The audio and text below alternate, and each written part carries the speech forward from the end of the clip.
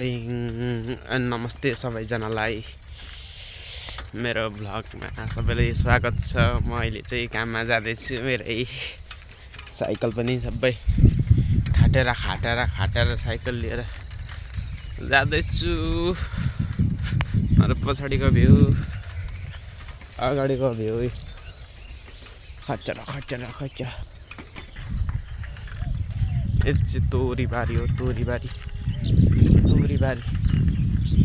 मकै छरेको यो हो। मकै छरेको चाहिँ हाम्रो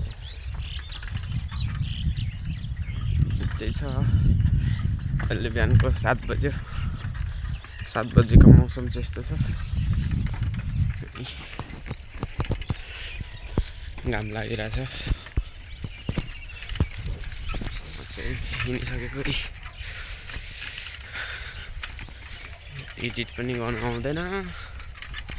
साला चुत्तियै भयो। एडिट गर्न जान्दा पनि आयो भन्नु नि। साइकल पनि बिग्रेर जस्तै।